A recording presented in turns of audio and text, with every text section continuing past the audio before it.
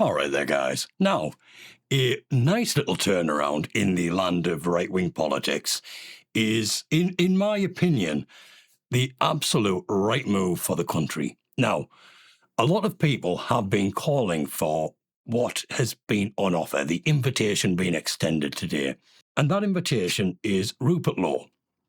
Now, Rupert Law and Restore Britain have had their differences with Nigel Farage and Reform UK in the past. You may be privy, you may be aware that originally Rupert Law stood in Reform, and they had their differences which led to a major falling out, to the point where the law was involved and a lot of backdoor politics, very sneaky politics. Now, this is massive because Rupert Law gets accused of playing dodgy tactics just to enhance his ego to get at Nigel Farage and Reform UK. Now, this move right here says otherwise. What it says is, look, the country needs a leadership that is prepared to put their people first. The funny thing is, and I keep on saying this, Rupert Law has not changed his stance on any of this. Everything he has said since Restore Britain become a movement alone, he has stood by everything. And now he is extending an invitation to Nigel Farage to join forces to fix politics and to restore this country to what once made it so great. Now, this is huge, and it throws the spotlight and puts a lot of pressure on Nigel Farage, whose following has been slipping of late. So it's quite interesting. I believe Nigel Farage will certainly mull over this invitation, and if he decides to make the right move, in my opinion would be the right move, is to accept this offer. Because if Rupert Law can put aside his differences for the betterment of the country and its people, then that, to me and many others, speaks volumes. Now, what we witness now, Manchester has fallen. I don't know what's happening in Manchester. 2 by-elections, the Gorton and Denton went to the Greens. The Makersfield went to Labour. Now, the mayoral election went to Labour as well. Many of us outside of this little Manchester bubble can see that Labour is a huge problem. Now, I'm going to look further into the mayoral election that recently took place. I want to do a deep dive because the amount of people who didn't vote is absolutely atrocious. Do I believe that we can fix this country at the ballot station? Up until today, no. It's time sensitive. Unless there's a general election called, I don't think we can go around about 3 years while still under a Labour leadership. We cannot. But if this happens and Reform and Restore join forces, then that's almost a guaranteed win for the right. Or it should be, barring any interference at all. I'm not making accusations, I'm just going to leave that there. But before I go on anymore, because I do tend to rabbit, let's shoot over into the video. I'll try and pause it as little as possible because this is a really, really interesting video. Nigel,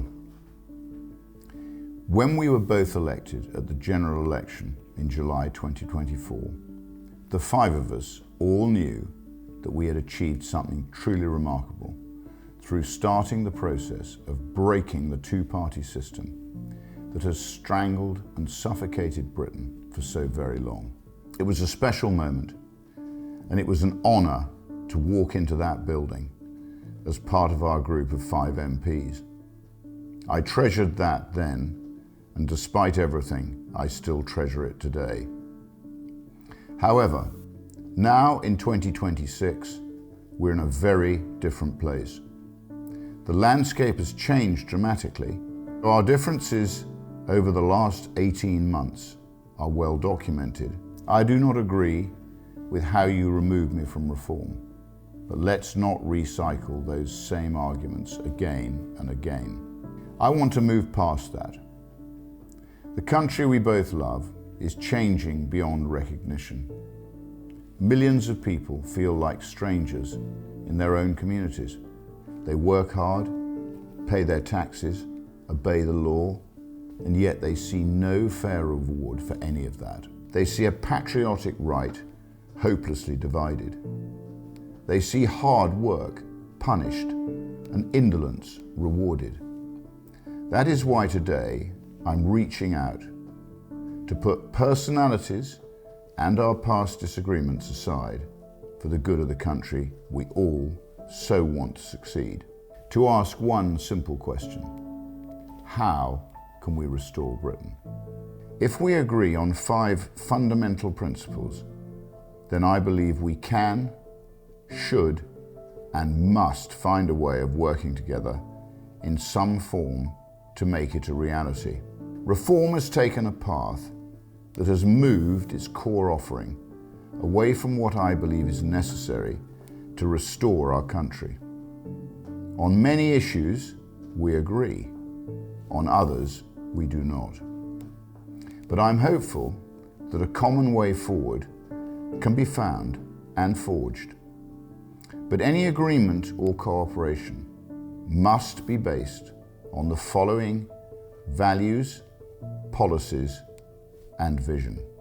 First, restoring our borders. Ending mass immigration is not enough. And this is a perfect point. Just ending mass immigration isn't enough, because we're already in the problem where we can't financially support ourselves.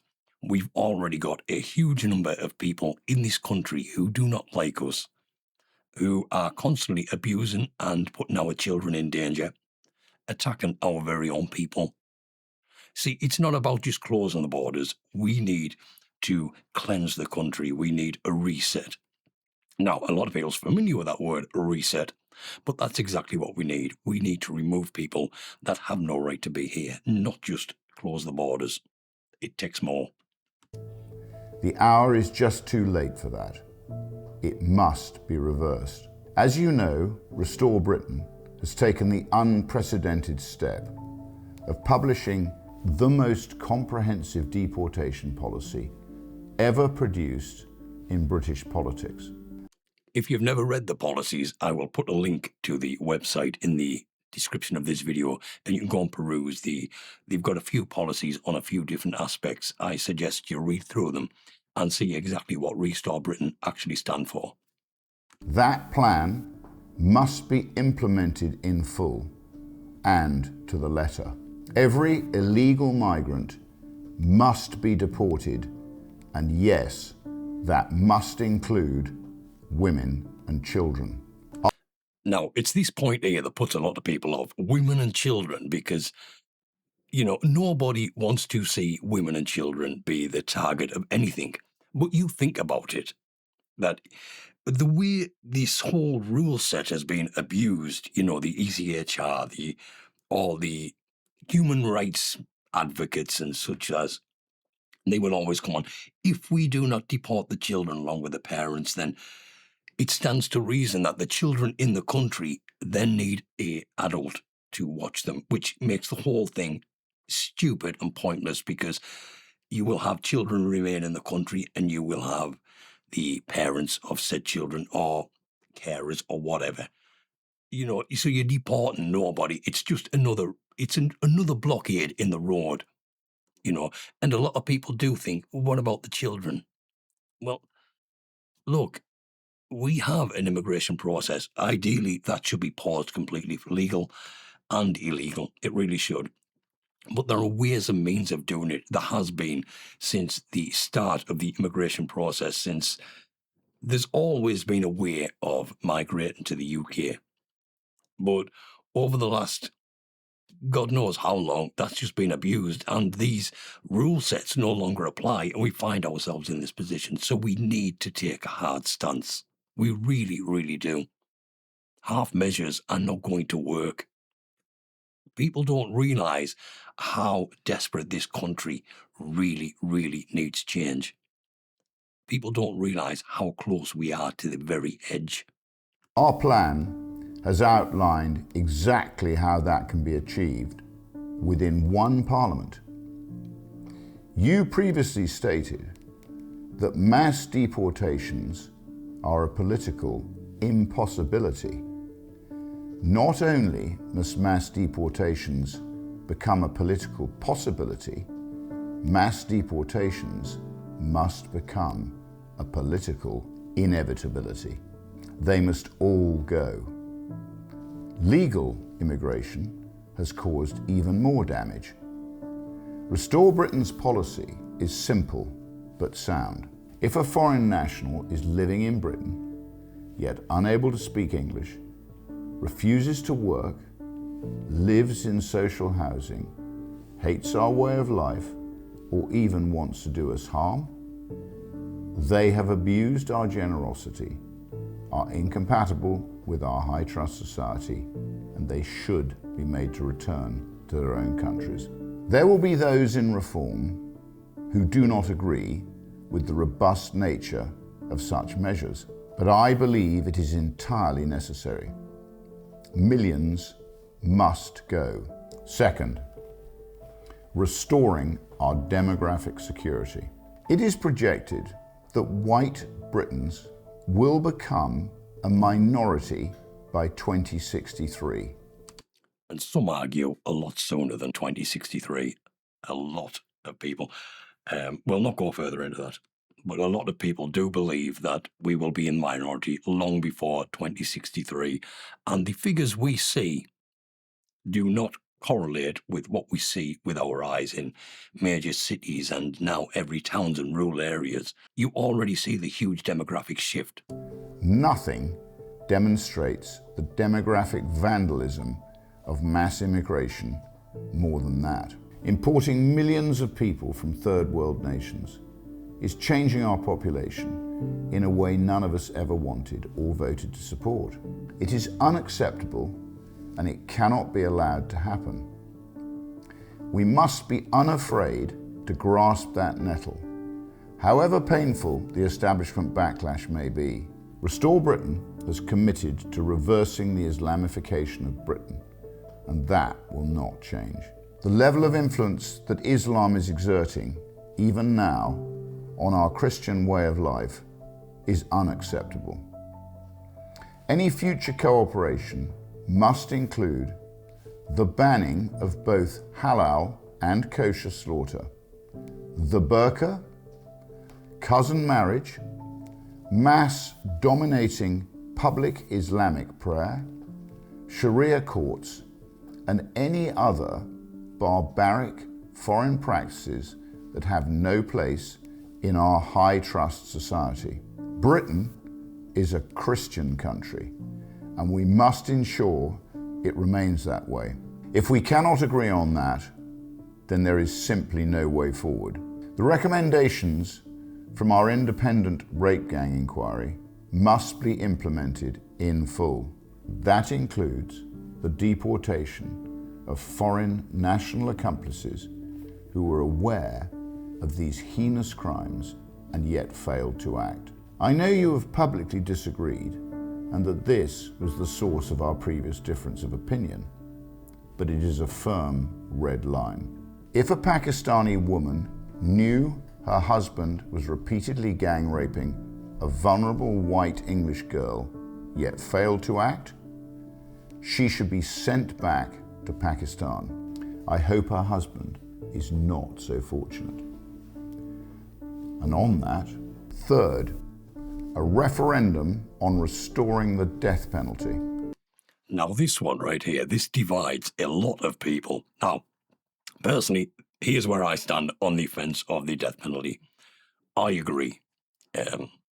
I used to be against the death penalty because I had this argument, this mindset. There were so many innocent people in prison. But as time moves on and you see a lot of people become numb and somewhat apathetic to the atrocities that go on in this country. I'm not. I get angry. Pretty much every day I get angry when I go through the news, the real news, not the mainstream media. And that's purely because there is no deterrent. Now, when the referendum comes around, which I believe it will, I will vote for. I really will. The only concern I have with the death penalty is when you look at the landscape of the UK right now, you look at the landscape of the judiciary, the legal system as a whole has been weaponized against its own people. Now, the only worrying thing I've got, let's say Restore get into power, we have a referendum for the death penalty, and it's a go, and heaven forbid, Restore lose power to another left-wing set of ideologues, then that same legal system will be weaponized against the people now with the death penalty attached to it. And that could be a very, very bad state of affairs. So that's my only concern, that the death penalty will be weaponized by incoming governments later on down the line. But as for a necessity, I think, yes, I think I will vote for. Axel Rudakabana, Hashim Abedi, Shabir Ahmed. Keeping these monsters alive, and hundreds just like them, achieves nothing. And that's exactly a good point as well, because I keep on saying that these people are costing us a fortune to keep, more than any man who lives free in the country, any man or woman, sorry, who lives free in the country. These people are costing the state a lot more. And not only that, we have the ECHR running around shouting for the rights, the human rights of these people. I am in the mindset, and I really am. I'm interested to know if anybody out there is in the same mindset. The moment you make a conscious decision to take somebody else's life, if you are the kind of person that will happily go out with the intent of taking someone's life, not in self-defense, just because you want to, then you forego all of your human rights straight away. You abuse a child, you lose your human rights. Why should people have human rights while taking actual lives and the human rights away from other people? Everybody deserves human rights. But once you violate somebody else's in such a serious way, you automatically, in my mind, forego yours. That's just the way it should be. It should be a hard line. The British people must be given a full, free and fair referendum on the reintroduction of the death penalty for the most monstrous and undeniable criminals. You have opposed this previously, and that is why letting the British people decide is the right thing to do. I will, in that referendum, without a shadow of a doubt, be voting in favour. Fourth, restoring a self-sufficient Britain. Britain must live within its means. That means controlling spending, cutting welfare costs, and making difficult decisions to bring inflation under control and restore sound public finances. It means a Britain that can power itself, feed itself, defend itself, Restore Britain's uniquely comprehensive policy papers are already addressing these challenges. Again, to fund that, enormous cuts must be made. These choices will not always be popular, but we must be prepared to think in generations, not by firstly bringing down the welfare bill. Not for everybody, there are people on welfare that deserve it, but we have a huge welfare bill, and I'm sorry if you're on PIP for the next 4 years because you've got anxiety, then that is wrong. These illnesses need to be provable illnesses. Simple as that. Not just election cycles. Governed by what is right for Britain, not for what will simply result in better polling. Difficult, unpopular decisions are now required. Not short-term politicking, but long-term, hard planning that will ensure we leave a better Britain to our grandchildren than the one that was handed to us. Fifth, restoring the country's faith in politics. The British people have entirely lost faith in Westminster. That trust will not be restored by recycling the same ministers, advisors, and thinking that created today's problems. Former Conservative ministers who failed our country and our people in so many appalling ways must not be part of any future cabinet. They had their chance, and they failed us all.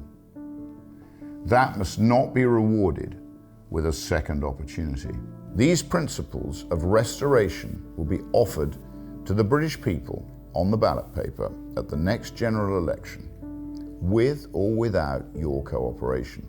My sole aim through Restore Britain is the implementation of a properly considered policy programme that will start the process of desperately needed restoration for our once great country. I do not care how that is done. I only care that it is done.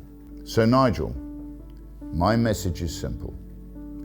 If you are prepared to work together around serious policies, serious reform, and serious government, then so are we.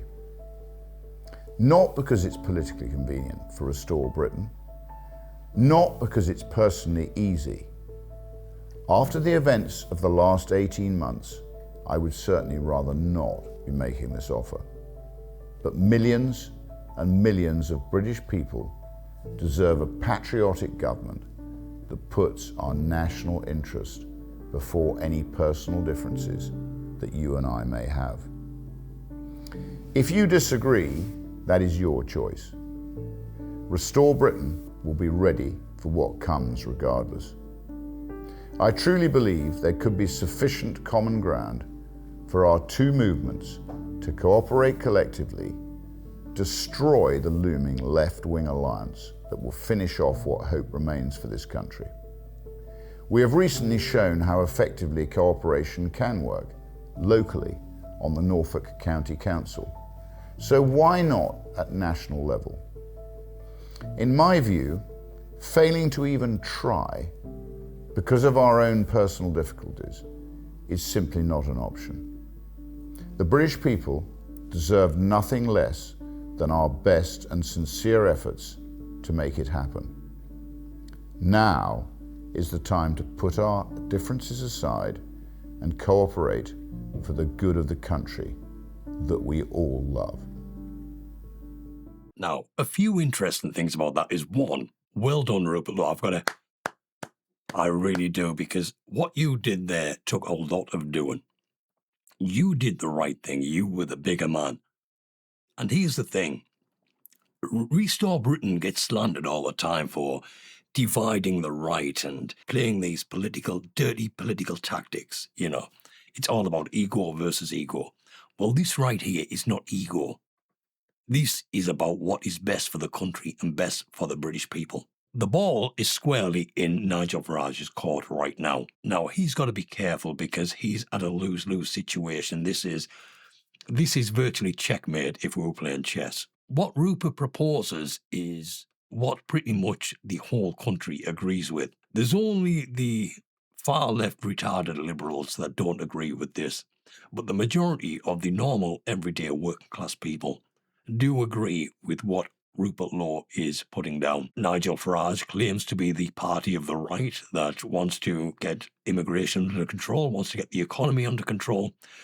Well, if he does not agree to even talk about this, then we have an issue. Well, I did see that Reform had responded, but quite honestly, I've seen nothing from Nigel Farage or even Z Youssef, so I'm not going to put anything in from a Reform leader in Hampshire or anything like that. I want something straight from the horse's mouth, so I think I will wait with bated breath for Nigel Farage and Reform UK to respond directly. But, like I said, the offer's there, the invitation's been extended. Now the ball is firmly in Nigel Farage and Reform UK's court. Do they genuinely want to fix the country, or are they really just the continuation of the Uni Party? This is where Reform gets a chance to prove who they are and what they stand for. Me personally, I'm not opposed to this. I want to see it because, yes, the admittance from me is there. While we have Reform and Restore battling each other, the vote is always going to be split. If we can unite these two forces and bring them together, then the vote is very much secured, and we have an excellent chance of getting the right in control of politics and getting rid of this stupid leftist liberal agenda that is absolutely murdering this country and its people. I will update if Nigel Farage comes out and makes a statement. Now, remember, all of Restore Britain's policies are linked in the description below. Please go and have a read and come to your own conclusions on what you think. Until then, guys, thank you very much, and I'll catch you in the next video.